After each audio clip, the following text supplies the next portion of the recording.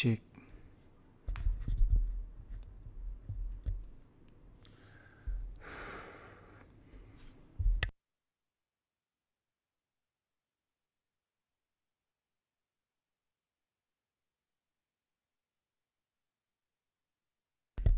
Yo.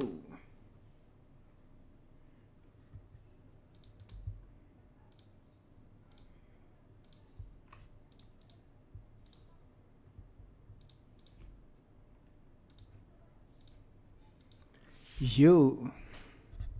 Selamat malam everybody.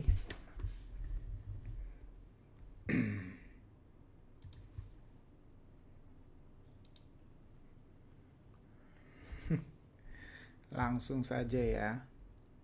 Bentar guys, kita santai dulu lah sejenak lah. Baru mulai nih.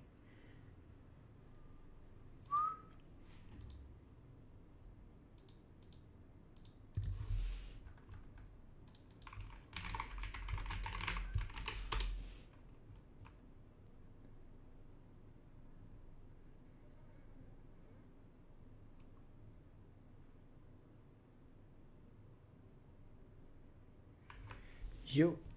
Selamat malam semuanya. Selamat malam. Eits. Aduh telat join. Baru mulai coy. Udah telat aja enggak dong. Satria Baja Hitam.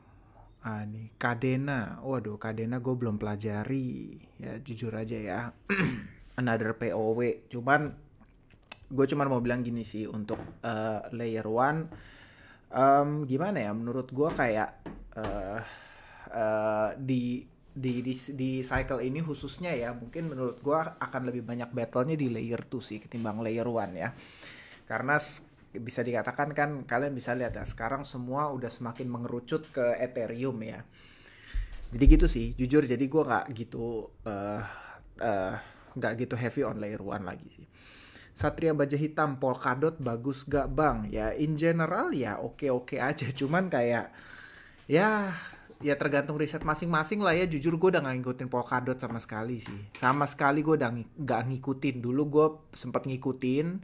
Tapi sekarang gue udah gak ngikutin sama sekali. Gede Setiawan, malam bang. Mantap.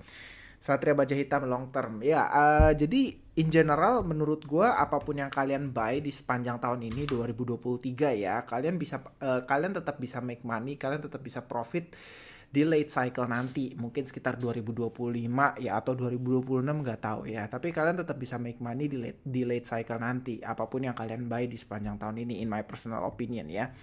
Cuman secara potensi ya tentu beda-beda ya. Kita kan sama-sama mencoba mengidentifikasi, mendebak-debak mana yang akan performance-nya sangat baik gitu. Itu aja sih ya.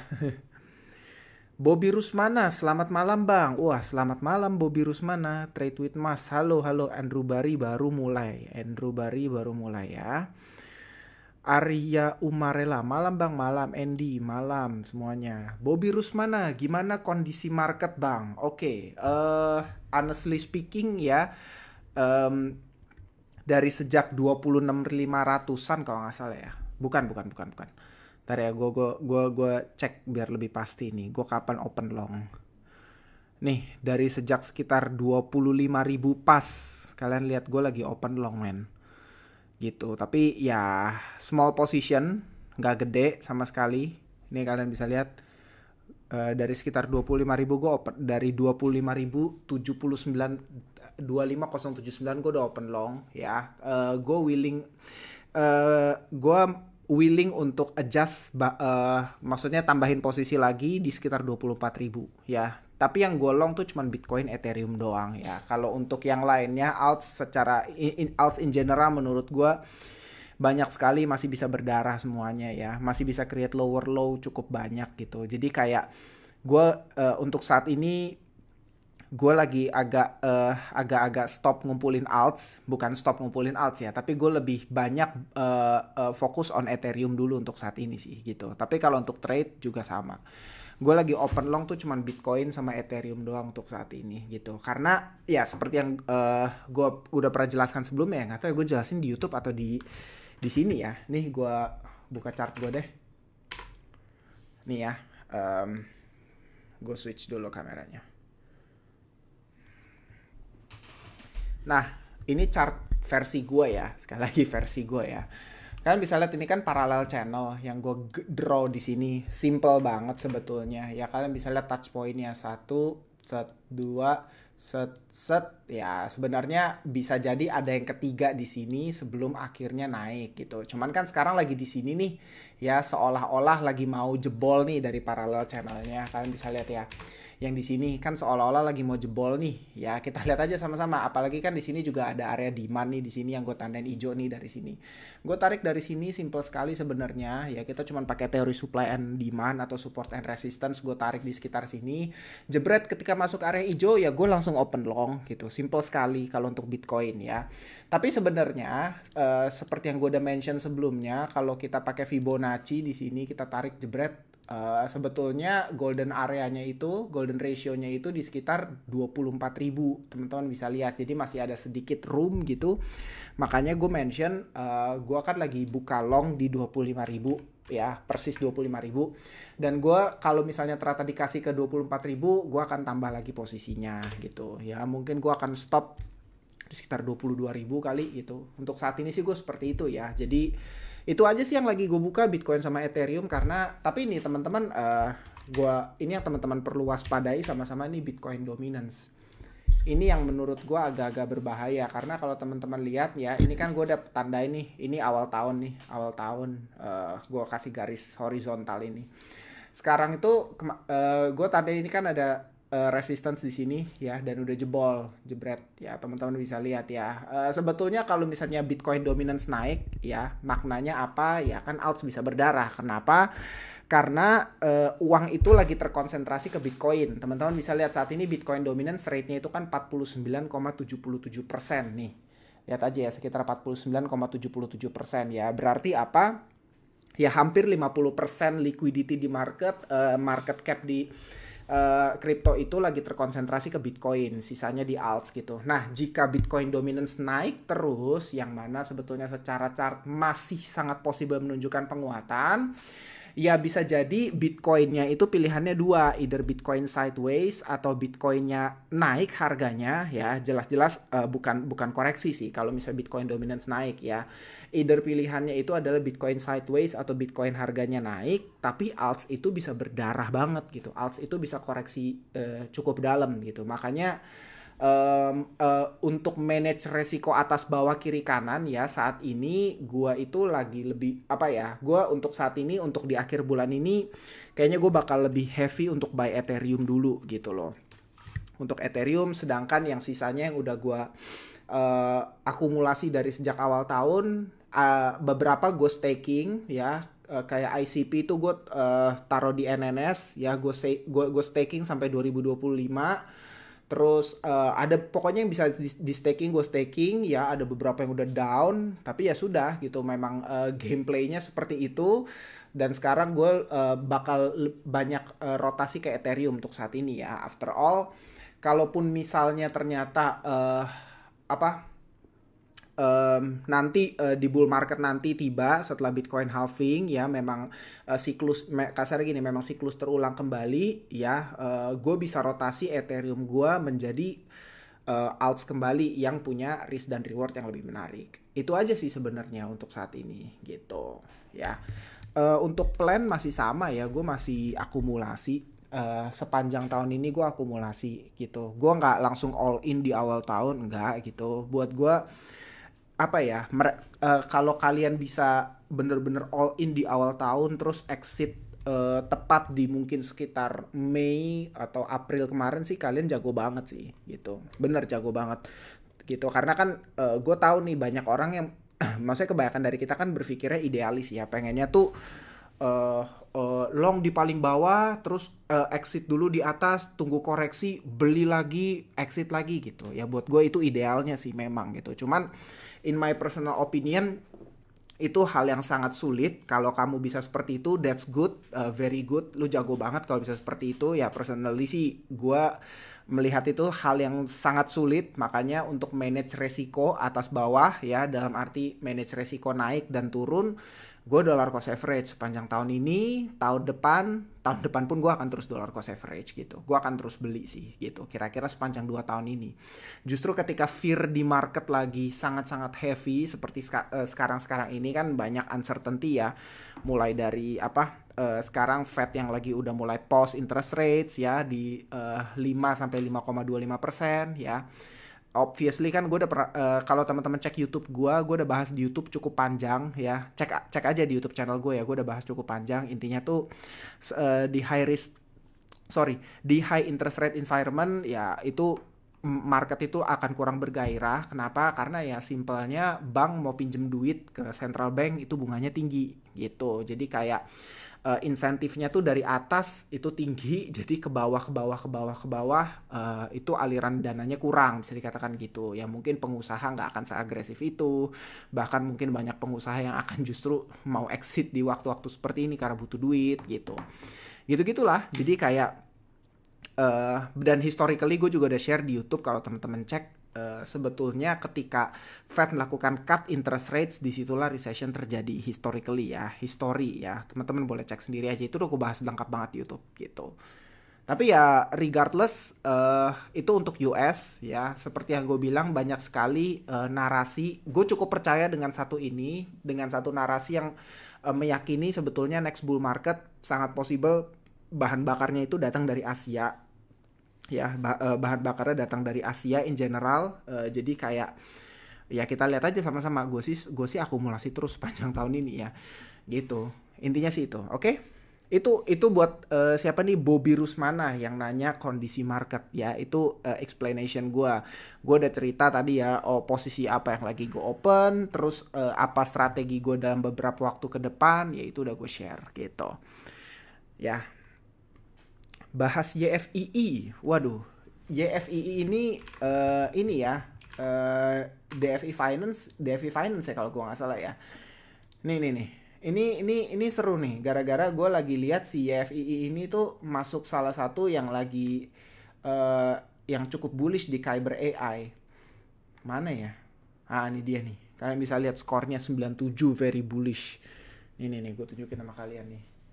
Ini kan gue lagi pakai Kyber AI nih ya. Gue selain pakai chart, gue pakai ini nih Kyber AI. Kalian bisa lihat ini YFI ini skornya lagi very very bullish gitu ya. Kita lihat sebenarnya kenapa dia bullish ya. Coba kita lihat skornya tuh 97,5 very bullish. Secara on chain total trade 71. Oh, lebih banyak buyers ya walaupun nggak gitu banyak. Volume cuma 30 kecil 39 ribu.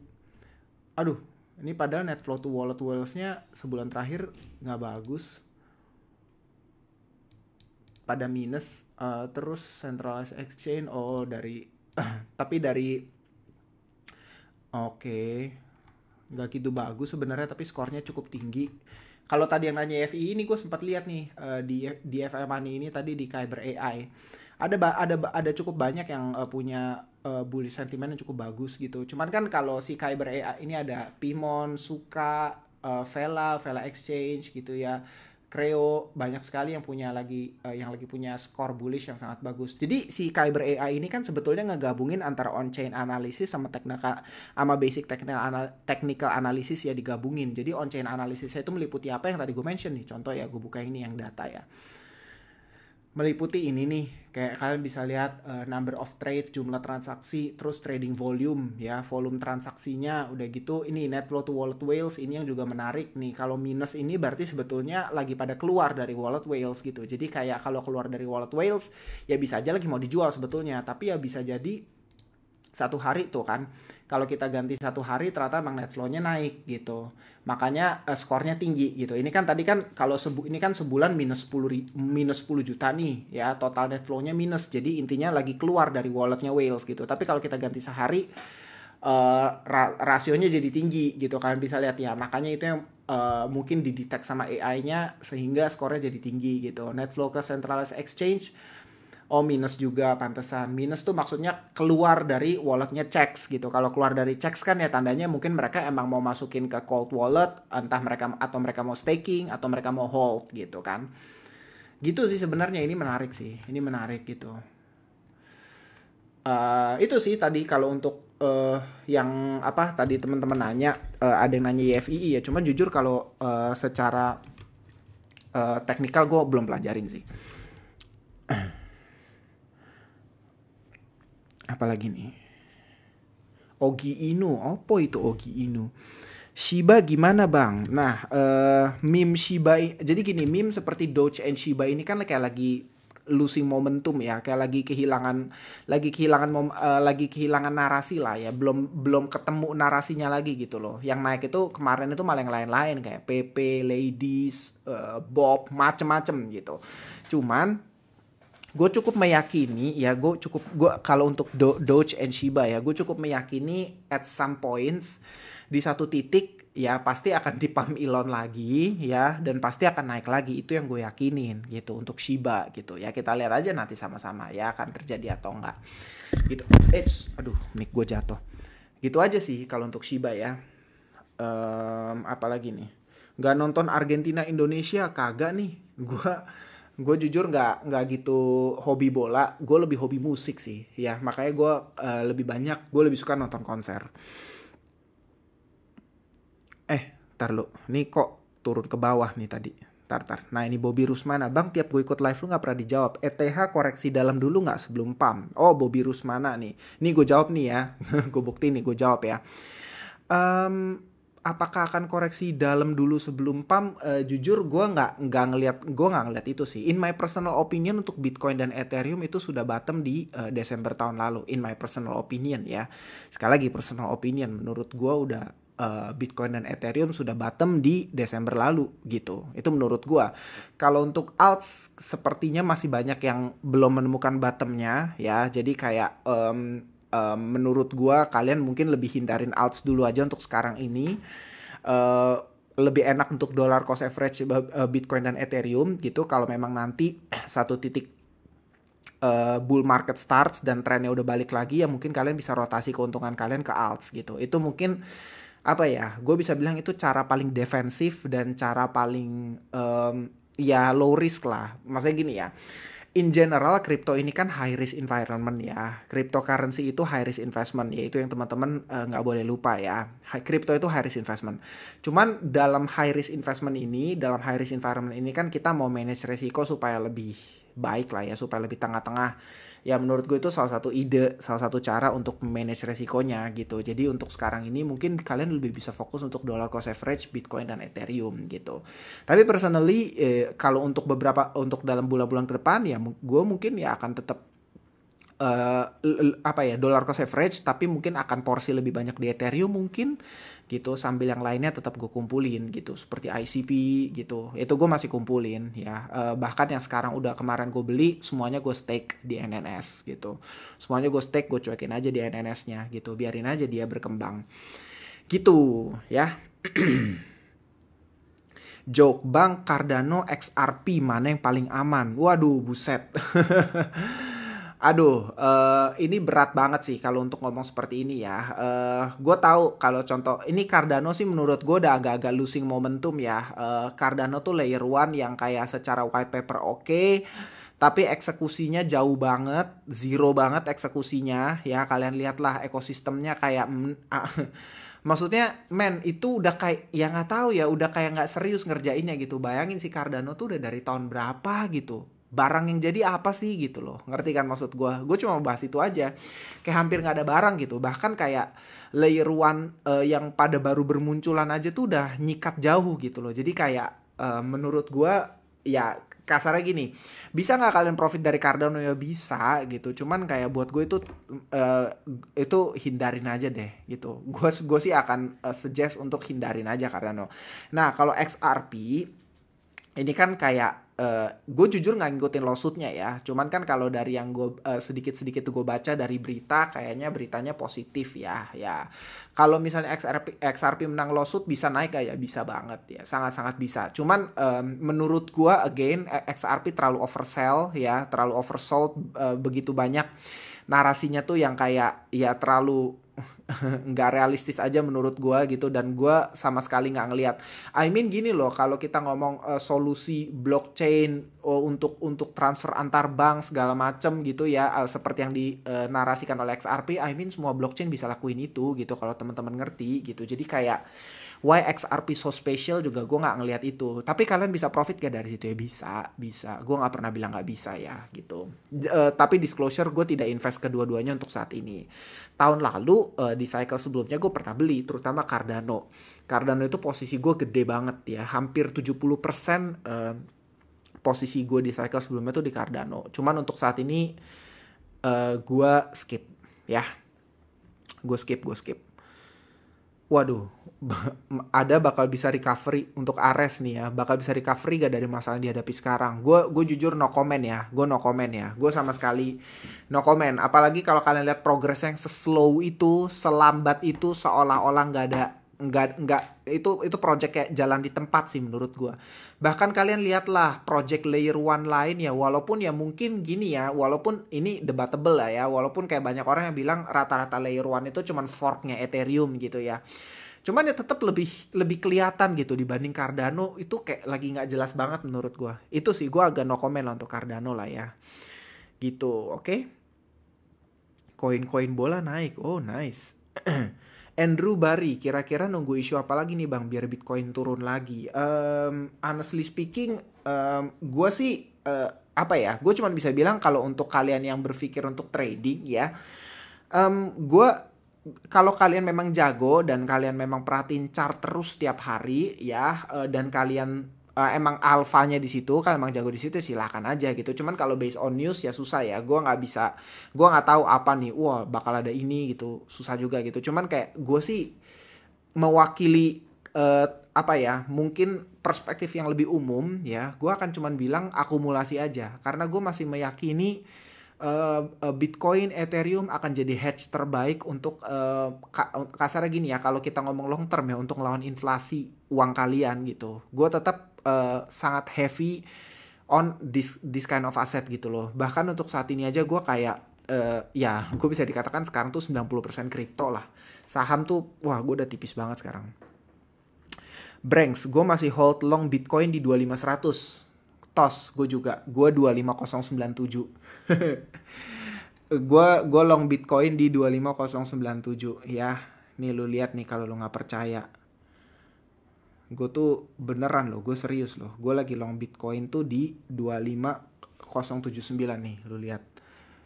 Kelihatan nggak nih 25079? Gue juga lagi long Bitcoin ya, karena kan seperti yang tadi gue share di chart gue, ya itu supply and demand area yang gue tunjukin, demandnya itu di sekitar 24,5 sampai 25 gitu. Makanya kemarin begitu sentuh 25 gue langsung long aja gitu. Cuman gue nggak rata kanan ya gitu, nggak, itu dodol sih kalau rata kanan ya. Gue nggak rata kanan, gue bener-bener ambil posisi kecil dulu karena menurut gue masih ada probabilitas juga untuk bisa koreksi sampai ke 24.000. Tapi kalau emang dikasih ke 24.000, gue akan tambah posisi gitu. Itu aja sih untuk gue sekarang ini ya. Kita lihat aja sama-sama. OTW 24.000, Fahmi, kita lihat ya. Syair cinta, ICP akumulasinya berhenti. Kagak coy, kagak gitu. Kagak, cuman gini, ya bisa dikatakan untuk secara persentase ya, gue akan lebih banyak di Ethereum untuk saat ini gitu. Tapi untuk yang sudah gue beli kemarin, yaitu gue biarin dan gue lagi stake semua gitu. Secara harafiah ya sebetulnya kasarnya ketika gue stake di NNS pun kan gue masih terima reward gitu loh. Gue akan terima reward over years gitu. Makanya kayak ya udah gue santai aja gitu. Karena gue long term masih melihat itu punya potensi yang baik ya. Again ya, itu research gua, itu conviction gua gitu ya. Kita lihat aja bakal play out atau enggak ya. Gitu aja. Bitcoin bakal pump kah Bang? Bagus Dika.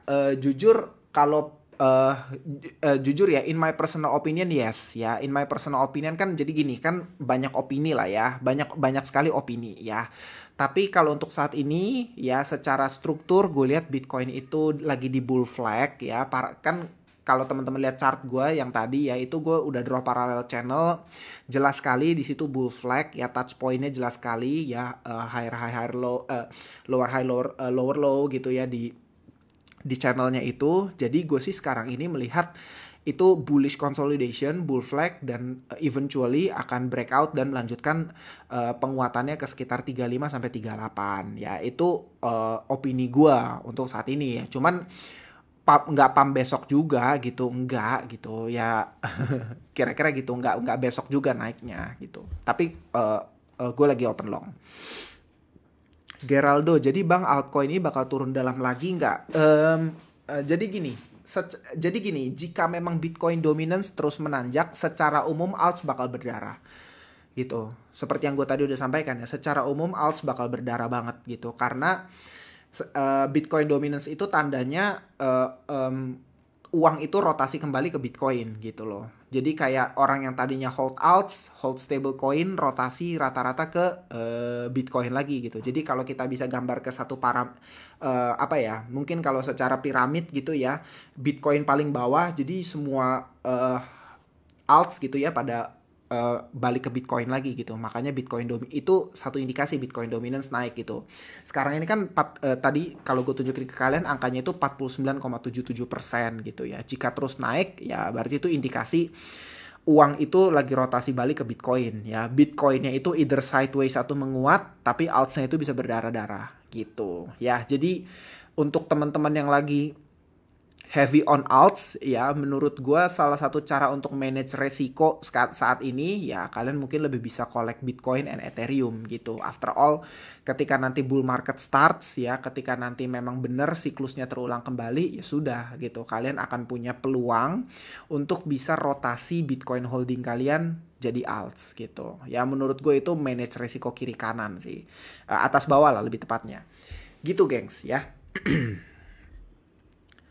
Apalagi nih, pegang alt apa aja selain selain ICP dan Ethereum? Ada beberapa, Arbitrum, Sui, terus ada yang di ekosistem ICP. Gue ada beberapa yang beli di ekosistemnya Arbitrum, ekosistemnya Ethereum ya. Ada beberapa yang gue beli ya. Bone apakah nanti jadi pesaing layer 2 andai si Barium rilis? Wah, no comment. Terlalu forward looking, terlalu jauh sih menurut gua kalau kita analisa sampai situ ya. Terlalu jauh. Karena semuanya masih belum ada yang jadi gitu. Jadi kayak terlalu jauh sih. Manajer bercanda. Oke, menarik nih. Bang Andre, boleh share jenis trading plan terbaik di dalam investasi? Menurut gua ya, kalau jadi gini, ini dua terminologi yang berbeda menurut gua, trading dan investasi. Ya, itu dua terminologi yang berbeda ya yang kamu sampaikan. Jadi pertanyaanmu ini nggak sinkron sebenarnya. Boleh share jenis trading plan terbaik dalam investasi ya. Invest, trading. Trading itu bicara buy low, sell high ya. That's it gitu ya. Mau kenaikannya cuma 5%, 10% ya kamu akan exit sesuai target ya. Kalau kamu trading ya, misalnya kamu dalam trading targetmu sebulan kamu mau cari 10% gitu ya. Kamu cari 10%, ya sudah 10% achieve, angkanya ya exit gitu loh, ngerti kan? Nggak peduli misalnya ternyata dia masih naik lagi atau ternyata dia turun lagi, lu udah nggak usah pusing gitu, ngerti kan? Ya itu trading gitu, dan trading pun kan sebenarnya bisa lu bagi-bagi lagi time frame-nya gitu ya. Tapi kalau investasi ini apa ya, kita nggak keluar masuk gitu loh kalau investasi ya. Investasi itu literally kamu entry dan kamu akan exit ya mungkin untuk periode yang sangat panjang gitu. Itu investment gitu. Ya beda sama trading. Kalau trading secara time frame mungkin akan lebih singkat dibanding investment. Investment kita bisa bicara years, bahkan kita bisa bicara tahunan. Tapi kalau trading mungkin kita akan bicara jam atau bahkan harian atau mingguan paling gitu loh. Ngerti kan? Seperti itu gitu. Jadi memang ini dua terminologi yang berbeda ya. Tapi kalau kamu nanya dalam investasi ya, jenis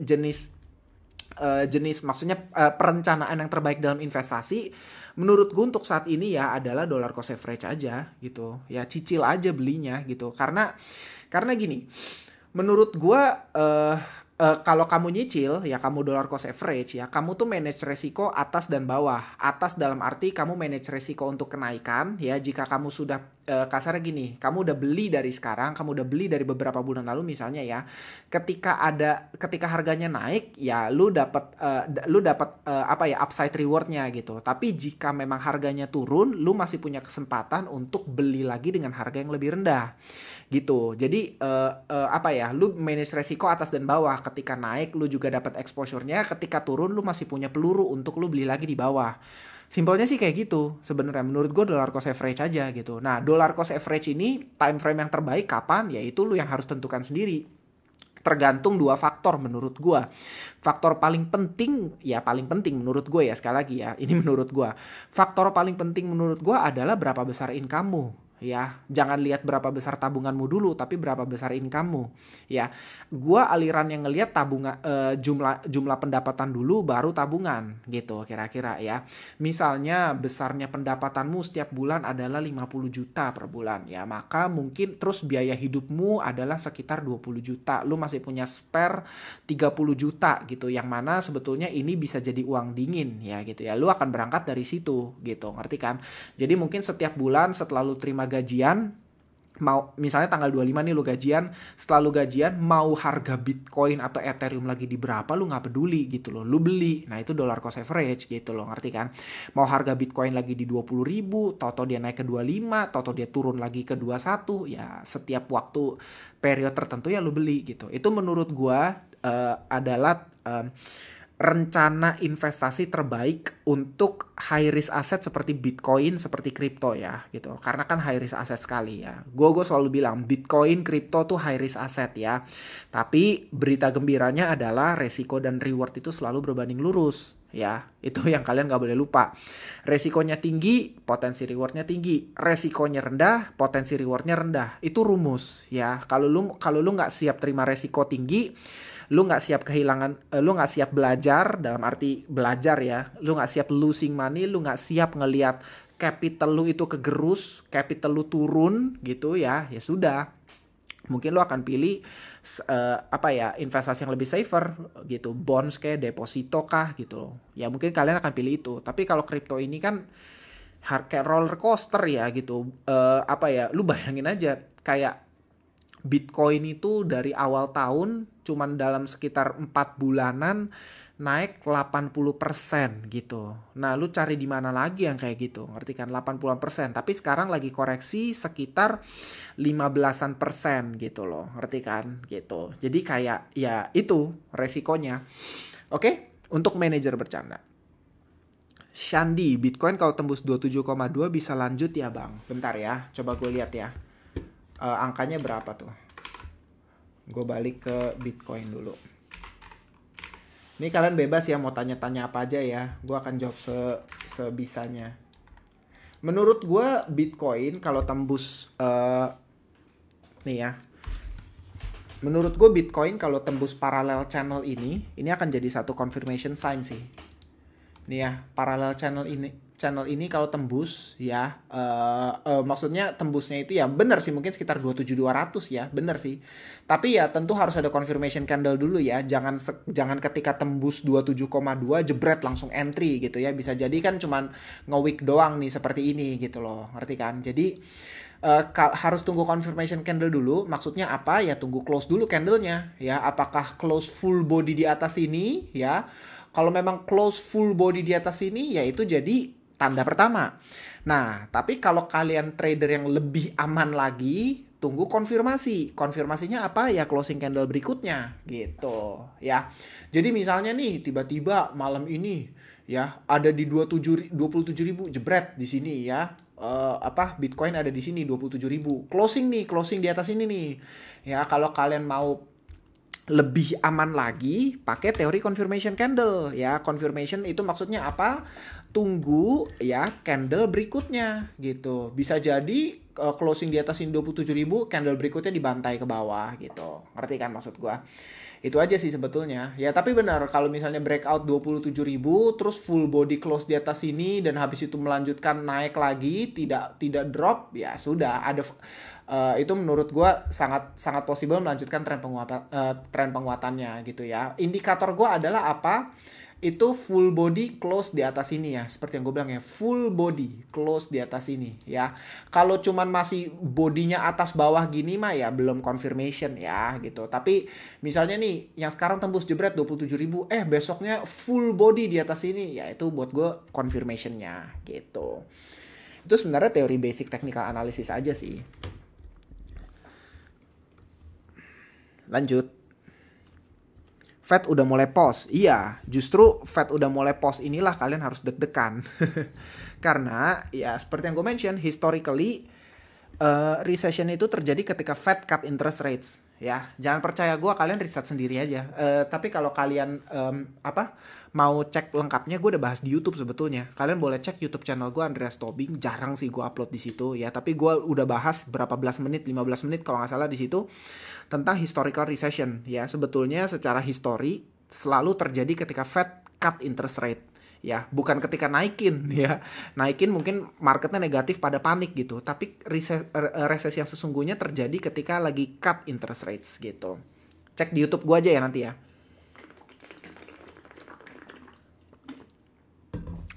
Oke. Apalagi nih? Binance tutup bang, yakin gak? Oke. Gue enggak sih. Ya, gue enggak sih. Gue aliran yang enggak. Dalam arti satu memang menurut gue bisa bilang gini, kalau Binance sampai bener-bener rungkat ya, sampai tutup ya, wah menurut gue kripto in general ya 70-80% tamat lah. Itu bakal jadi hard reset yang gila banget sih menurut gue. Ya itu bakal hard reset banget dan itu bakal bloody banget, bakal shadowland untuk mungkin multi year gue bisa bilang itu bakal jadi multi year bear market lah. Itu jadi bear market yang mungkin bisa 1-2 tahun atau lebih kali kalau sampai Binance rungkat ya gitu. Gue nggak pernah menutup kemungkinannya. Gue nggak pernah bilang nggak mungkin, karena yang namanya kripto ya apa sih yang nggak mungkin. Siapa sih dulu yang berpikir FTX bakal hancur? Nggak ada yang berpikir itu gitu loh, ngerti kan? Cuman kalau dari sisi kiri atas bawah kiri kanan, Binance tuh jauh lebih kuat gitu ya gitu. Itu aja sih yang gue cuma bisa bilang. Jadi kalau kayak tutup sih menurut gue peluangnya sangat kecil ya. Tapi ya kita lihat aja sama-sama. Cuman kalau memang ternyata rungkat gitu ya Binance, wah menurut gue multi year bear market sih. Tapi jangan salah ya. Menurut gue kripto nggak akan tamat. Ya itu yang gue cuma mau bilang sama kalian. Apakah Binance tutup kripto sama dengan tamat? No. Gue tuh kalau gue pernah bilang sebelumnya mah gue bercanda ya. Nggak, menurut gue kripto nggak akan tamat. Kripto itu secara fundamental ya, teknologinya itu luar biasa bagus gitu. Teknologinya itu luar biasa sekali gitu. Kalau kalian memahami underlyingnya blockchain teknologi, terus apa yang berhasil diselesaikan sama Bitcoin itu tuh berhasil solve many issues ya. Di Bitcoin itu kalian nggak akan bisa double spending. Bitcoin itu semua transaksi tercatat open, terbuka ya. Dia juga menyelesaikan satu teori yang nggak pernah bisa diselesaikan oleh jadi kan sebenarnya ide daripada digital money, ide daripada electronic cash ini kan sebenarnya udah dari tahun 90-an ya. Tapi baru Bitcoin yang bisa menyelesaikan BFT, Byzantine Fault Tolerance kalau gue nggak salah ya. Byzantine General Problems ya. Itu gue kalau mau jelasin panjang lagi gitu. Cuman Bitcoin yang nyelesain itu.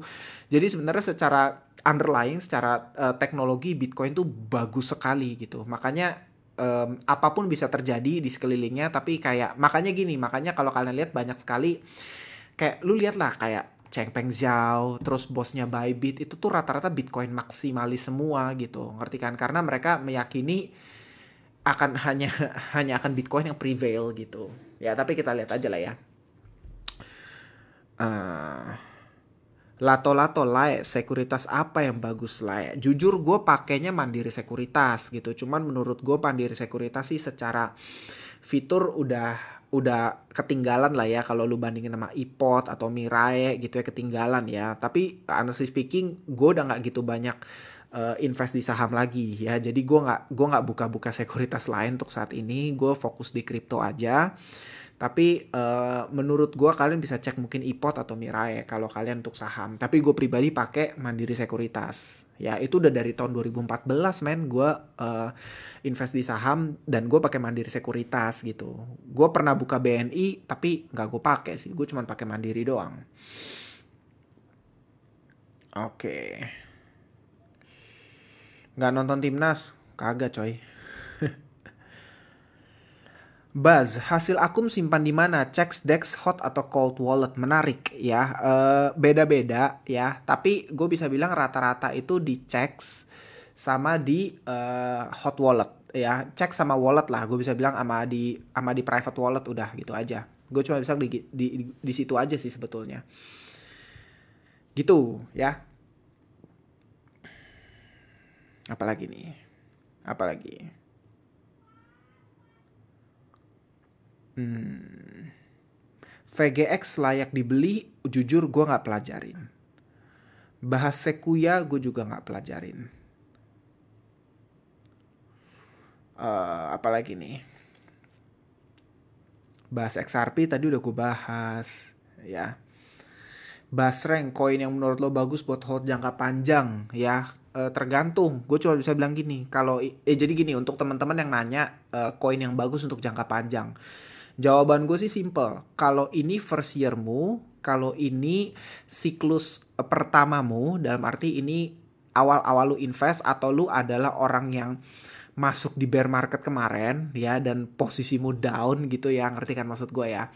Atau ini ya first yearmu lah ya. Gue akan lebih saran untuk lu Bitcoin dan Ethereum aja gitu. Karena tapi once lu udah understand lebih dalam, lu udah ngerti lebih banyak turunannya, lu udah ngerti apa itu masing-masing, layer 1, layer 2, turunannya lu udah ngerti, DeFi, DEX, lu udah ngerti.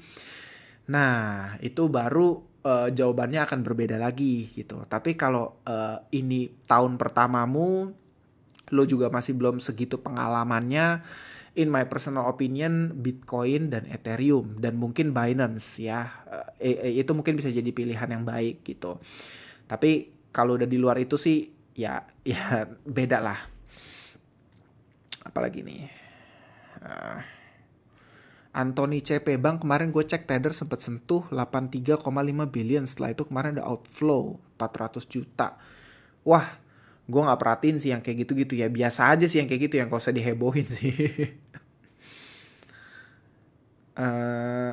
CFX Conflux, ini katanya kan layer 1 dari China ya, gue nggak tahu sih. Gue jujur itu apa ya, itu menurut gue project-project yang hanya akan kebawa narasi sih, kita lihat aja lah nanti. Tapi gue jujur nggak invest di Conflux ya. Kanto gimana? Kanto gue jujur masih lihat-lihat project-project di bawahnya, tapi gue belum invest. Apalagi nih? FTM sama Matic. Waduh, Phantom sih sebenarnya oke banget menurut gue ya. Phantom tuh layer 1 yang cepat, murah, udah gitu juga banyak DeFi yang dibangun undernya. Cuman kayak terus dia punya satu figur kuat juga si Andre Cronje, cuman ya nggak tahu lah ya. Gue sih masih meyakini Phantom akan perform dengan cukup baik di next cycle. Cuman apakah dia ketelen sama layer 1 lain, itu yang gue belum bisa ngomong gitu. Karena pada dasarnya menurut gue untuk layer 1 kita bisa lihat lah sama-sama rata-rata tuh semua udah akan semakin mature ke Ethereum gitu.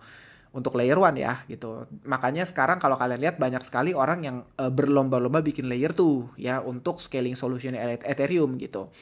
Jadi kayak in general menurut gue layer 1 gue nggak tahu ya apa ya, tapi tetap lah ya, ketika nanti bull market bergairah ya semua akan naik gitu, lu merem cap cip naik gitu. Tapi apakah itu yang performance paling baik ya nggak tahu gitu. Cuman Phantom in general menurut gue oke. Sama juga dengan Matic ya, in general menurut gue oke gitu ya.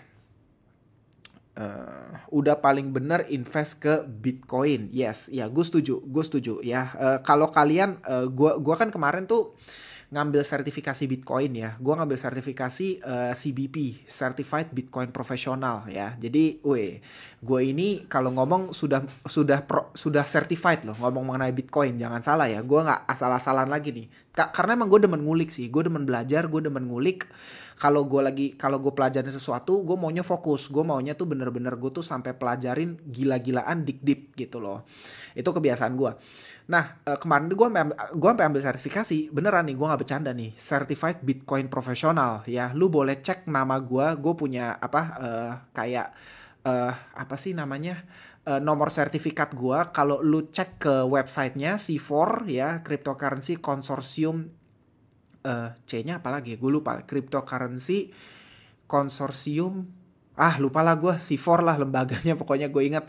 Itu nama gue ada ya. Jadi gue sudah terdaftar sebagai salah satu Bitcoin profesional. Di Indonesia gue nggak tahu siapa lagi ya gitu. Cuman ketika, jadi kan ada tesnya tuh. Lu belajar. Jadi lu ada silabusnya, ada modulnya. Lu pelajarin, habis itu lu ikut ujiannya ya, ikut tesnya ya. Ketika gue pelajarin di situ tuh, lu pelajarin kayak sampai Bitcoin tuh sampai kayak lumayan dalam lah, sampai jeroannya gitu, sampai history of money, kenapa Bitcoin dibikin gitu ya, terus kayak wah macem-macem lah teknologinya gitu, kenapa Bitcoin safe, bicara wallet semualah gitu lu pelajarin. Nah ketika gue jujur tadinya nggak segitu pelajarin ya, tapi gara-gara ambil sertifikasi gue jadi mau gak mau belajar kan. Nah ketika gue pelajari, gue tuh jujur ya gue makin yakin gila sih ini teknologinya sih, wah hebat banget gitu loh, ngerti kan, hebat banget gitu. Itu bener-bener Satoshi Nakamoto or ya individu atau grup siapapun yang bikin itu sih gila banget. Itu bener-bener well planned, gila-gilaan menurut gue. Itu menurut gue Bitcoin itu tuh satu white paper, maksudnya ketika dia bikin itu tuh bener-bener well planned banget, gila banget gitu. Makanya gue tuh long term sangat bullish on Bitcoin gitu, sangat bullish gitu. Cuman karena kita kan pengennya as investor, kita pengennya kan return on investment gitu ya. Nah tentu mungkin Bitcoin bukan yang paling seksi gitu, ngerti kan. Bitcoin bukan yang kayak bisa memberikan lu return yang tertinggi gitu. Makanya kayak gue juga pelajarin project-project turunannya yang lainnya yang bisa support gitu. Kira-kira gitu. Bahas punya Anang Hermansyah, aduh no comment lah gue. Aduh no comment. Abang hold XRP nggak? Gue tidak hold XRP ya. Gue tidak hold XRP. Apalagi nih? BCD, Bitcoin Diamond ya. Jujur gue nggak pelajarin juga. Itu setahu gue salah satu forknya juga kan, sama kayak Bitcoin Cash. Tapi jujur gue nggak pelajarin. Ya, untuk teman-teman yang bahas Bitcoin nanti ini ya, gue nanti kalau teman-teman tanya analisa Bitcoin untuk kedepannya, gue upload ini live di YouTube channel gue aja ya, nanti gue upload. Ya, gue tadi di awal udah bahas cukup panjang. Ya, Litecoin yang mau halving bulan Agustus. Wah, gue jujur nggak pelajarin Litecoin. Honestly speaking ya, gue nggak pelajarin ya. Gue lebih pelajarin yang lain-lain sih. Apalagi nih, kita lihat ke bawah lagi ya. Bentar ya. Gue cari pertanyaan-pertanyaan seperti biasa kan, karena gue live ini nggak punya topik, jadi gue lihat topiknya dari kalian aja. Albert bukan Albert. Halo bang, saya mau nanya tentang AV dengan total supply 16 juta koin. Oke. Apa ya?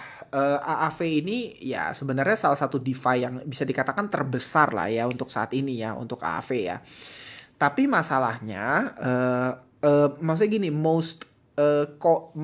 rata-rata selain layer 1 gitu ya, rata-rata kan cuma governance token ya, jadi sebenarnya gak ada real utility-nya gitu. Paling itu cuma buat governance, kamu bisa partisipasi ketika kamu punya voting reward, kamu bisa staking gitu-gitu, jadi sebenarnya gak ada real utility-nya gitu. Tapi ya menurut gue AV sih DeFi yang sangat besar dan well connected sama banyak sekali chain dan oke gitu. Tapi apakah secara token masih seksi? Nah, gue cuma bisa bilang kayak gini ya, jika fokusmu adalah untuk Albert nih ya, jika fokusmu adalah return on investment, mungkin lu nggak akan terlalu tertarik dengan kripto yang sudah perform di cycle sebelumnya ya. Ini yang gue berkali-kali katakan ini ya. kalau memang sekali lagi gue katakan ya, kalau memang fokusmu adalah return on investment seperti gue ya, lu mungkin gak akan gitu tertarik untuk ngelirik kripto yang sudah perform di cycle sebelumnya. Kenapa? Karena secara historik ya, rata-rata itu cuma perform satu cycle. Lu cek XRP, lu cek Litecoin, NIO, itu tuh cuman perform satu cycle di 2017. Di cycle 2021 kemarin mereka bahkan tidak break all time high-nya gitu. Makanya karena ngelihat rata-rata historiknya seperti itu, sedangkan kalau kalian lihat kripto yang launch di bear market seperti Matic, ya itu kan launch di bear market cycle sebelumnya, Phantom gitu ya, launching rata-rata di 2019-2020. Nah itu tuh yang performance-nya tuh gila-gilaan gitu. Cuman memang gue harus mengakui cycle ini kayaknya agak beda gitu, karena kenapa, lu nggak bisa telan mentah-mentah lagi bahwa kayak yang baru launch di bear market ini contoh Aptos gitu ya, wah itu bakal naik gila-gilaan gitu. Karena gini, gue setuju itu punya potensi naik yang sangat baik, cuman masalahnya satu ya, rata-rata itu ketika launch menurut gue market capnya itu udah kegoreng sama early investor sama VC menurut gue gitu. Kayak banyak kan launching market capnya udah 1 billion US gitu, terus ratusan juta ya, simply menurut gue udah gede banget gitu market capnya, sehingga lu dengan current market cap gitu ya, ketika lu invest ya lu nggak akan bisa expect dia sampai 10 billion gitu ya. Ya ngerti kan maksud gue, 10 billion aja cuma 10x gitu. Lu nggak bisa expect kayak Polygon, Phantom yang ketika launching aja tuh market capnya cuma sekitar 5 sampai 7 juta US dollar gitu loh. Ngerti kan? Makanya dia performnya tuh gila banget gitu. Sampai Phantom kalau gue nggak salah sampai 2000x gitu ya, kalau gue nggak salah ya, atau Matic ya, lupa lah gue, tapi lu cek lagi nanti aja historinya gitu. Nah, so gue nggak akan surprise kalau misalnya kayak Aptos gitu ya, mereka itu bisa koreksi hard dulu 80-90%, ya gue nggak akan surprise gitu, karena memang menurut gue mereka udah terlalu kegoreng, terlalu gede banget initial launch-nya udah gede banget, jadi ya gue nggak akan surprise kalau mereka dihancurin dulu gitu loh.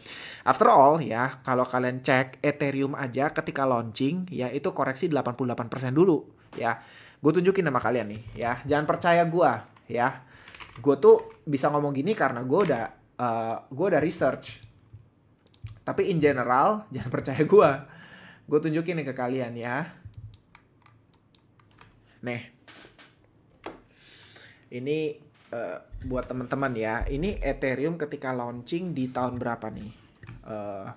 Tuh Agustus 2015 ya, tarik aja nih ruler satu, jebret, dia itu koreksi berapa nih? Tuh sekitar 87,82% terlebih dahulu ketika launching. Ya 87-88% lah ketika launching gitu. Jadi ketika awal dia launching pun koreksi gitu. Makanya jangan kaget kalau sekelas Sui lah, Aptos gitu ya, yang baru launching itu juga bisa koreksi 90-95% dulu mungkin bahkan gitu. And kalau misalnya itu benar terjadi and leaving market cap-nya udah below 100 juta dolar gitu ya, mungkin itu akan jadi lebih menarik gitu loh. Nih ya, yang tadi gue sebutin kayak Phantom ya. Phantom itu tuh gue inget banget ketika launching tuh market cap-nya tuh juga nih kalian lihat, bahkan Phantom juga ketika launching turun berapa nih? Kita lihat ya, tuh 89% gitu ya. Tapi kalian lihat Phantom di bull market kemarin performance-nya tuh 200.000%, guys, bayangin 200.000% gitu ya. Tapi ya makanya kita lihat lah ya. Phantom Matic juga seingat gue kayak gede banget gitu. Ya kita lihat lah sama-sama. Gue jujur nggak bisa ngomong terlalu banyak ya untuk hal-hal ini ya. Bisa jadi semua yang baru launching pun akan koreksi 90-95% dulu, menurut gue sangat possible gitu. Ya. Raca gimana? Aduh, wah, gue udah no comment lah soal Raca lah. Gue no comment soal Raca ya. BCD udah gue bahas. Gimana dengan token kunci koin? Gue jujur juga nggak mempelajari kunci koin ya. Maksudnya gini ya, dulu gue sempat pelajarin tapi kayak gue udah nggak update lah lebih tepatnya itu. Cuman kayaknya tuh mereka menurut gue salah satu project Indo yang cukup serius ya kalau gue lihat ya. Tapi ya kita lihat aja sama-sama, kan mereka punya ekosistem, mereka bikin CoinPay gitu. Cuman ya kita lihat aja lah sama-sama.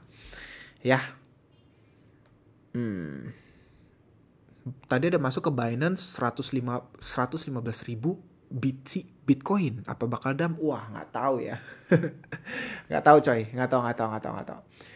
Gitu ya. Bahas dot. Waduh, Polkadot. Udah gue bahas tadi. B-Rise gimana? Gue jujur nggak ngikutin lagi ya. B-Rise gue bener-bener nggak ngikutin lagi. Cold Wallet sama Trust Wallet pilih mana? Waduh, pertanyaannya itu dua hal yang berbeda sih menurut gue ya.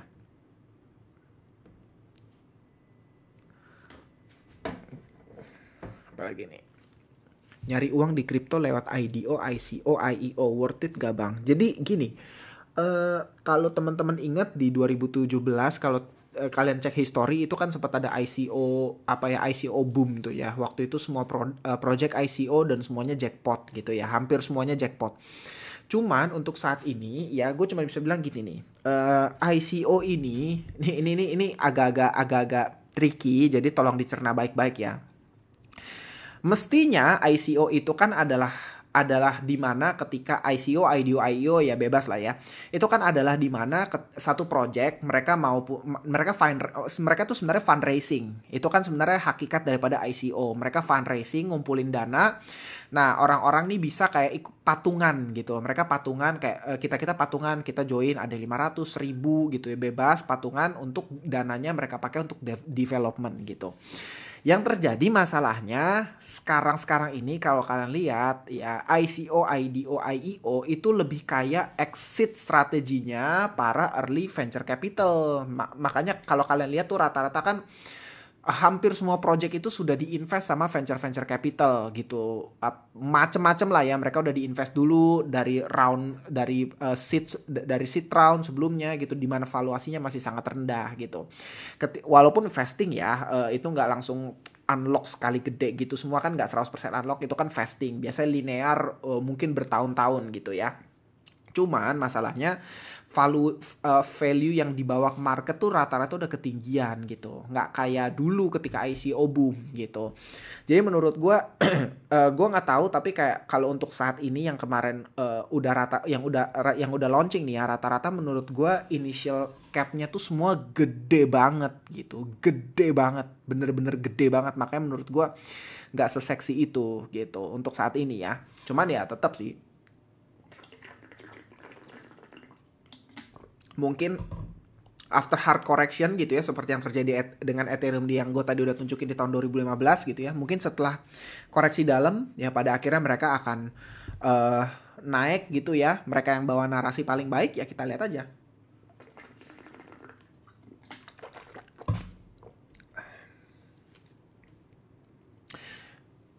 Ini menarik nih, Bitcoin akhir tahun prediksi harga. Nah, gue sih akhir tahun yang jelas gue meyakini tahun ini candlenya hijau ya, itu satu yang gue yakinin. Tahun ini candlenya hijau ya, itu yang gue yakinin.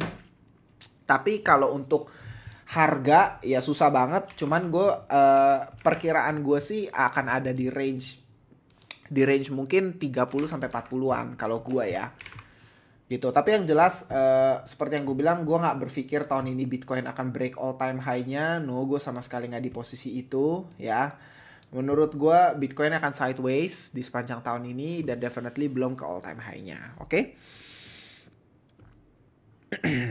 Shiba. Nah, Shiba tadi udah gue bahas untuk Kevin Novaldo. Shiba itu menurut gue ya pasti, gak tau ya, gue sih masih meyakini Shiba and Doge akan tetap menemukan tempatnya di market, dan ketika timingnya nanti datang ya dia akan naik dengan sangat baik ya. Itu yang gue yakini ya untuk Shiba and Doge gitu, karena menurut gue mereka itu apa ya, meme yang udah sangat kuat gitu ya, top 3 meme gitu, dan gue sih nggak ngelihat itu akan digantikan PP anytime soon ya. Ya tapi nggak tahu ya, yang namanya market ya, rotasi bisa aja terjadi ya. Gue nggak akan bisa tebak 100% akurat ya. Info airdrop rekomend ya, yang sekarang ini layak sih menurut gue Linea, terus Venom, terus Taiko, terus apalagi ya, apalagi sih gue sampai lupa apalagi, ya itulah mungkin Linea, mungkin kalian boleh garap banget tuh. Hah, 90% Raca scam, gamenya dihapus, sosmednya hilang. Masa sih, baru tahu gue? Masa? Gue baru tahu loh. Sumpah demi apapun baru tahu gue. Gila, tapi Raca lower low terus nih. Gila. Gue baru ngeliat nih, Raca jebret turun, sekarang harga 0,00011. Tapi volumenya masih gede banget ya. Volumenya masih jutaan dolar. Gila, ini market makingnya sih. MMS sih sadis sih menurut gue sih ya. MMS sih sadis sih. Wow. Masa sih? Tapi emang gamenya dihapus ya. Tapi situsnya aja udah Raca 3 ya. Perasaan dulu nggak Raca 3. Nggak tahu deh gue. Gue nggak tahu, gue jujur udah nggak pelajarin. Gue udah nggak peduli banget sama Raca, dan kayak Raca bener-bener nggak masuk nggak masuk portfolio, nggak akan masuk portfolio gue juga sih. Jadi gue udah nggak peduli.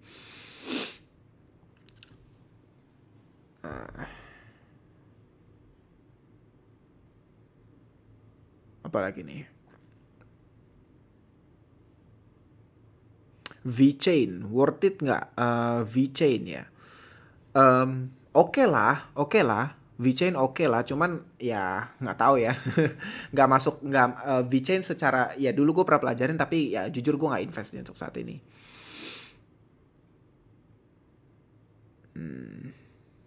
Kenapa hype halving Litecoin terlihat biasa-biasa aja, seperti tidak menarik bagi banyak orang? Kenapa ya? Nggak tahu deh gue. Yang namanya narasi kan kita nggak tahu ya. Maksudnya gini loh. Ini lucunya bahkan gini. Kadang tuh em, kan kita itu punya limited source of information ya. Kita itu apa yang kita consume, apa yang bisa informasi yang kita bisa terima tuh sangat terbatas. Dan masalahnya satu, seringkali itu alpha, dalam arti informasi yang mendahului pergerakan market, seringkali tuh kita terimanya late ya. Di level kita tuh terimanya udah akhir-akhir gitu, ngerti kan?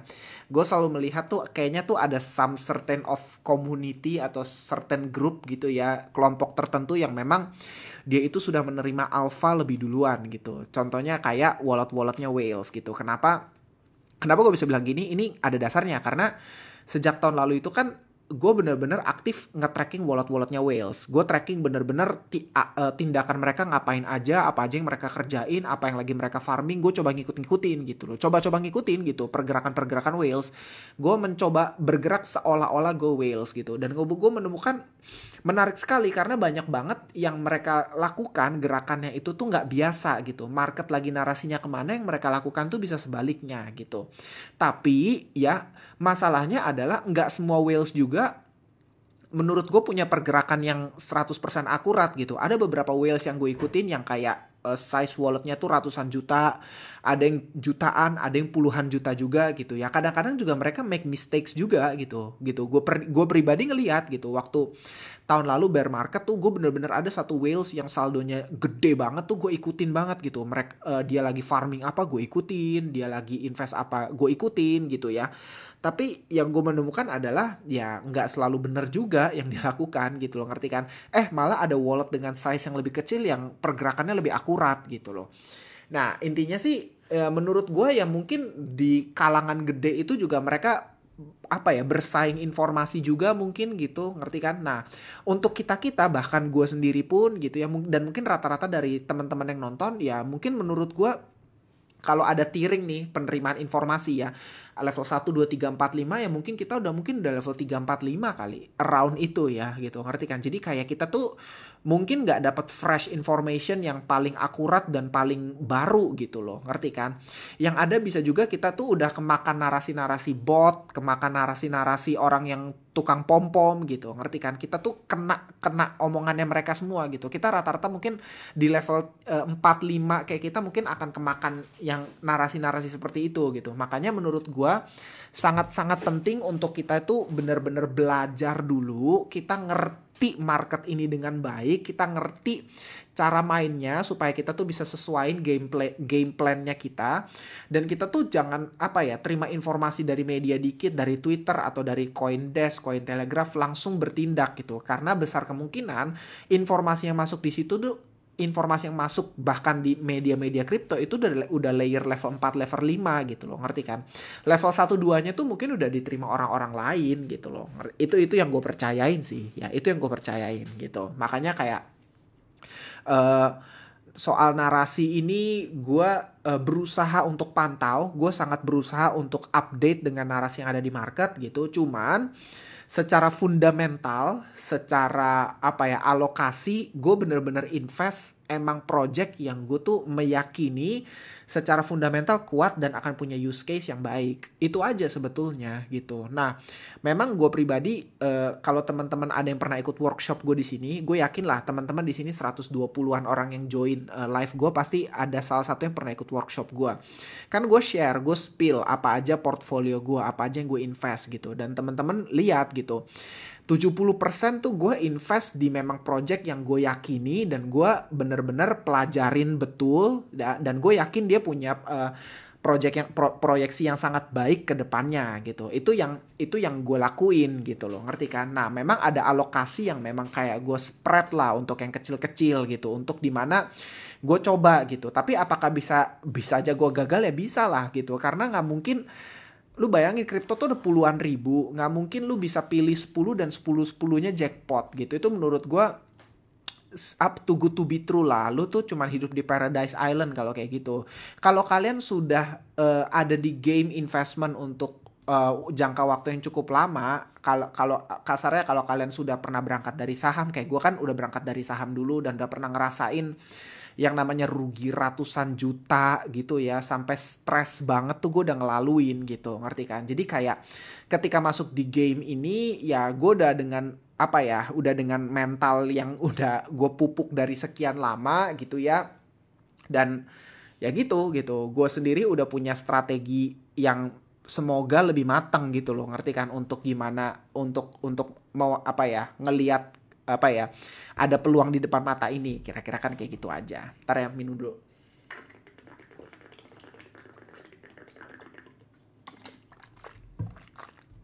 gitu guys, kira-kira gitu. Gue nggak tahu kalian tuh udah pada follow gue dari kapan sih. Gue nggak tahu ya, kalau kalian udah follow gue, ada nggak sih, coba dong ini dong, komen dong follower gue dari tahun 2021, please komen.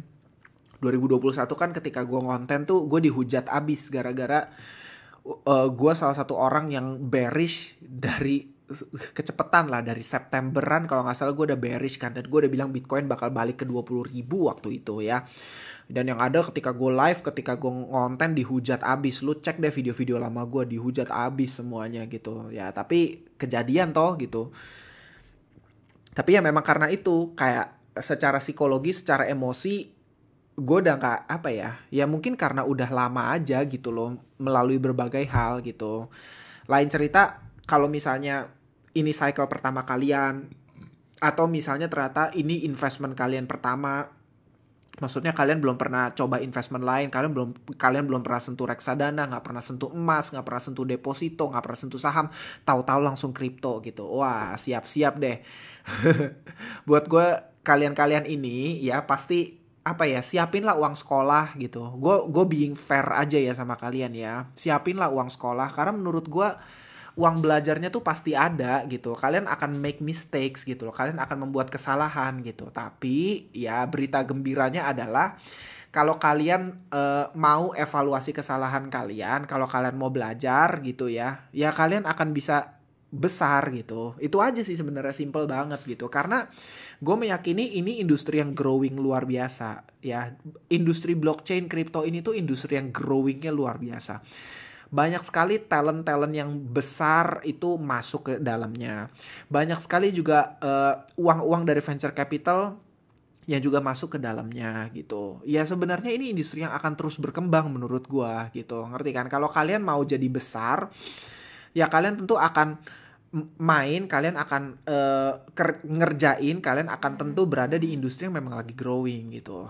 Simpelnya gitu aja. Sama kayak sekarang ini gitu, kalian mau usaha gitu. Lebih menarik usaha boba atau usaha kopi gitu. Ya mungkin 90% dari kalian akan ngejawab kopi gitu. Kenapa? Karena marketnya lagi lebih panas sama kopi gitu. Ngerti kan maksud gue, dibanding boba gitu. Cuman kalau kan market moving ya. Zaman gue pacaran dulu gue inget banget gue pacaran dari 2014-an gitu ya. Ketika pertama kali gue pacaran sama istri gue yang sekarang, itu tuh dulu zaman-zamannya boba gitu. Jadi kita kalau kencan, kita kalau ngedate, gue ngajak dia tuh ya minum boba gitu. Nggak ngopi gitu, karena kopi belum zaman gitu loh. Ngerti kan maksud gue? Jadi itulah yang gue bilang, tren market terus berubah. Dan gue meyakini industri ini tuh industri yang akan bener-bener gede dan semakin gede gitu. Makanya gue heavy on this industry gitu guys. Ya. Ini menarik nih dari Nonem nih. Celsius tanggal 1 Juli. Iya, iya. Gue sempat baca tuh katanya kan dia akan segera convert ya. Si Celsius ini akan convert semua holding alts-nya ke Bitcoin dan Ethereum ya. Semuanya akan di-convert gitu. Dan katanya dia tuh punya Polygon Matic berapa juta gitu. Terus Cardano berapa juta gitu. Macem-macem ya gitu. Cuman gue nggak tahu lah ya, itu news bisa apa aja ya, kita lihat aja sama-sama apa yang akan terjadi di market. Tapi again, mau apapun yang terjadi di news ya, strategi gue nggak akan berubah. Gue akan terus dollar cost average ya, gue akan terus nyicil aja ya, gue akan nyicil santai terus.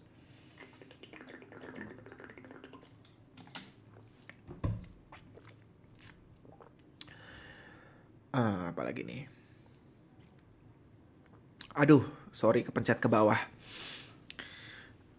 Cardano gimana, gue udah jawab tadi ya. Cardano sih project yang sangat slow, dan gua akan menghindari Cardano untuk cycle berikutnya. Cuman apakah kalian bisa profit? Ya bisa dong ya. Menarik nih pandangan lu tentang technical analysis new moon dan full moon ya. Ini kan lu pakai apa ya, gue lupa namanya tar ya, gue sampai lupa namanya tuh di indikator apa sih. Apa sih namanya? Gue sampai lupa. Bukan hash ribbon, apa sih? Aduh, ada tuh indikatornya. Moon phases, ya ini dia moon phases. Ada yang percaya ya, ini kan dari astrologi ya gitu. Ada yang percaya kalau new moon, gue lupa new moon yang bullish mana yang bearish, mana yang bullish, new moon atau full moon, gue nggak tahu, lupa lah ya. Cuman ya beda-beda lah ya gitu, pandangan orang gitu ya. Cuman menurut gue possible banget sih kalau lu tanya gue ya, menurut gue astrologi, ilmu tersebut, apakah ilmu yang ya again ya, gue nggak bilang ini 100% akurat, gue nggak pernah bilang 100% akurat, tapi secara probabilitas apakah bisa benar gitu ya, apakah punya peluang untuk benar, menurut gue sangat possible, sangat possible. Kenapa? Kalau tanya gue, jawaban gue konyol nih ya tentang astrologi. Jawaban gue konyol gitu ya. Jadi kayak ya udahlah, gue nggak cerita lah. Cuman kalau banyak yang minta kenapa gue percaya astrologi, gue mungkin bisa jawab. Tapi konyol banget pemikiran gue tentang astrologi. Ocean dan koin-koin AI gimana bang ke depannya? Gue sih meyakini AI salah satu narasi di next cycle sih. Yaitu yang gue yakini ya. AI itu narasi next cycle ya. Gue pribadi ada ada satu token AI yang gue collect ya. Dua deng, ada dua yang gue collect ya. eh gue udah spill, tapi gue spill cuma di workshop. Pas workshop kemarin tuh gue spill semua portfolio gue, apa yang gue hold dan apa yang gak akan terus gue dollar cost average, semua gue spill gitu. Next, gue gue minta maaf nih udah untuk teman-teman yang udah daftar pre-register ya. Tadi gue mau bikin 17 tapi kayaknya nggak jadi ya. Ini gue bakal geser sampai ke 1 Juli sih, fix ya. 1 Juli gue bener-bener lagi punya, sorry banget buat teman-teman kalau teman-teman yang ada yang udah pre-register workshop gue, sorry banget kalau belum kejawab. Gue juga bilang sama tim gue hold dulu aja, karena gue lagi bener-bener heavy banget kesibukannya, dan kemungkinan gue bisa geser sampai ke 1 Juli gitu. Tapi nanti further announcement akan di send email sama tim gue untuk teman-teman yang udah ada pre-register ya. Di workshop tuh gue jelasin semuanya. Cocok untuk yang pemula lah ya. Kalau ini first year, first cycle lu, atau memang lu mau ngerti lebih dalam, wah gue kupas abis semuanya di situ ya. Bener-bener gue berharap kalau kalian ikut workshop gue kupas tuntas bener-bener semua yang gue tahu, semua yang gue pelajarin dalam 2-3 tahun terakhir, gue buang ke situ semua dalam 3 jam. Jadi ya harapan gue kalian semua ngerti, termasuk portfolio gue buka di situ. Kesepakatan kami Bitcoin akan 33.500 dan kami dump ke 2000-an. Apa sih ini nggak jelas. Nggak jelas, nggak jelas. No tour game, ada saran nggak belajarnya kalau baru masuk tuh rekomen belajar apa dan di mana? Menurut gua, internet ini overall lu bisa temukan apapun yang lu mau tahu di internet mas semuanya udah ada ya untuk no tour game ya. Semua apapun yang lu mau pelajari semua ada di internet. Walaupun lu mesti bisa pilah-pilah nih mana yang bener mana yang enggak. Cuman in general menurut gua kalau lu pemula pelajarilah dulu Bitcoin tuh apa ya. Sejarah Bitcoin. Kenapa Bitcoin diciptakan ya? Lu akan ngerti bener tentang kripto game plan-nya, tentang game dari kripto ini once lu understand Bitcoin sih menurut gua. Otherwise lu akan cuman ngelihat mana yang naik 10x, mana yang naik 50x tapi lu nggak punya long term perspektifnya gitu. Menurut gue ya. Karena kalau lu udah pelajarin kayak gue kemarin kan pelajarin gara-gara gue akhirnya pelajarin emang gue dari dulu udah pelajarin kan. Cuman akhirnya gue pas gue memutuskan coba mau ambil sertifikasi, gue jadi serius banget pelajarinnya gitu loh. Dan akhirnya gue menemukan ya gitu sih. Kalau lu invest di kripto cuman berpikir mau nyari apa ya 5x 10x gitu ya. Menurut gue you will make many mistakes ya. Lu akan jadi korban kalau lu mindsetnya ya invest di kripto untuk cari 10x 100x. Ya pada dasarnya lu akan jadi korban dari koin-koin micin ya, koin-koin sampah yang di launch cuman buat ngambil uang kalian. Itu menurut gua.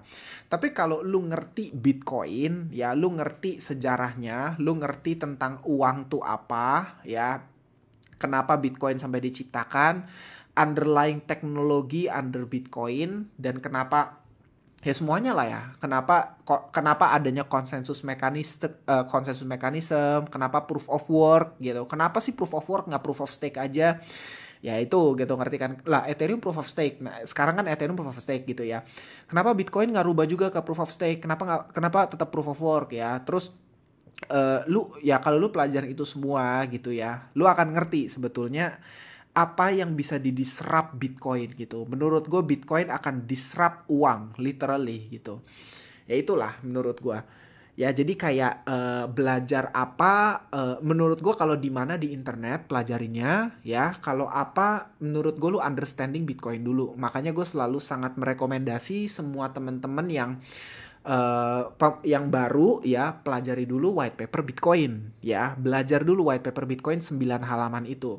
Once lu ngerti peer to peer transfer tuh apa, semuanya itu lu ngerti, ya lu akan ngerti. Oh, ini toh cryptocurrency, ini toh Bitcoin gitu. Ini toh blockchain teknologi gitu. Nah, kalau lu udah punya understanding itu akan lebih mudah untuk lu menentukan apa yang mau lu invest dan apa yang enggak.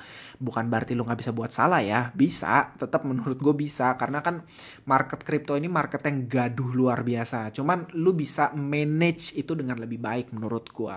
Ya, menurut gue lu akan bisa manage semua resiko ups and down semua lebih baik. Ketika lu punya understanding yang benar gitu. Rata-rata gitu sih yang gue temuin. Kalau teman-teman gue yang nggak ngerti ya, cuman mau ikut-ikutan gitu ya, ujung-ujungnya tuh di market tuh ya gitu, ngerti kan? Tapi kalau untuk teman-teman yang memang pengen uh, dapat jus-nya doang, ya ngerti kan maksud gua kan kalau lu pelajarin Bitcoin white paper, lu pelajarin semua source gitu ya, mungkin akan takes time luar biasa gitu ya. Tapi kalau lu mau dapet jus-nya doang, nah gue tuh bikin workshop ya. Ini optional ya, kalian boleh ikut boleh enggak gitu ya. Tapi gue welcome kalau kalian mau ikut. Workshop ini bener-bener jus dari semua yang perlu kalian tahu, gue kompres ke 3 jam gitu. Jadi bener-bener workshop lu dengerin gue ngoceh 3 jam, tapi kalau lu simak baik dan lu tonton berulang-ulang lu akan ngerti gitu. Bahkan gue jelasin siklus, semua portfolio gue pun gue buka di situ, kira-kira gitu ya. Gue bikin workshop nanti mungkin rencananya next di bulan Juli. Tadinya tuh gue mau bikin di 17 Juni kemarin, tapi gue bener-bener gak bisa, gue sibuk luar biasa, gak bisa banget gue gitu. Makanya minggu depan dan 2 minggu lagi pun gue masih sangat-sangat sibuk mungkin awal Juli lah, kayaknya gue baru bisa bikin ya. Tim gue pun ngoceh kenapa kemarin, harusnya kan mereka udah sebar invitation dan mereka udah bisa eksekusi gitu ya. Dan rencana next gue bakal bikin cuman full online doang gitu, full online gitu, full online aja, jadi bener-bener semua online gitu. Jadi teman-teman dari manapun bisa join ya, tapi itu optional ya, gue nggak pernah paksa kalian untuk ikut. Kalau kalian mau ikut silahkan, kalau nggak ya nggak usah gitu, nggak apa-apa. Eh, ini gue setuju nih sama yang Hegix 777 sampaikan. Banyak yang masuk kripto tapi nggak belajar historinya dulu, Bang. Betul, 2021 kripto very very hype. Yes. Eh, gue setuju gitu. Menurut gue dalam apapun instrumen yang kalian mau investasikan atau apapun pilihan kalian tuh ada baiknya kita belajar dari histori. Bang, kripto judi bukan? Nah, judi atau bukan menurut gua bisa jadi tergantung treatmentnya lu. Saham pun bisa jadi judi kalau lu treatment dengan salah gitu. Kripto pun bisa jadi judi gitu loh. Ngerti kan maksud gua? Kalau lu invest di saham-saham gorengan, ya itu bisa jadi judi juga menurut gua gitu. Kripto pun juga bisa jadi judi, ya gitu. Itu tergantung lu aja. Gue langsung kripto bang, tapi main receh di bawah 30 jutaan. Nice. Gitu. Oke, gengs. Gua ini nih, gua harus off dulu ya. Gua harus off dulu ya. Tapi senang banget gue bisa live sama kalian. Anyway, gini, gue mau sampaikan satu hal menarik banget buat teman-teman ya di closingnya nih ya. Kalian bener-bener menurut gue harus cek satu ini nih, Kyber AI. Yang tadi gue tunjukin mana sih? Mana ya? Nah, ini lu harus cek ini. Ini menurut gua akan jadi satu tools ya. Ini Kyber AI ini menurut gua akan jadi satu tools yang sangat berguna luar biasa. Apalagi kalau lu tertarik untuk trading di DEX, bukan cuma di CEX ya. Ini bakal jadi fitur yang luar biasa banget sih menurut gua Kyber AI ini. Check this out, bener-bener. Nah, sekarang itu sebenarnya kalian belum bisa akses ini gue, karena gue timnya Kyber Network ya, gue kan ambasadornya Kyber, jadi gue dikasih kayak early access lah, jadi gue bisa buka ini semua.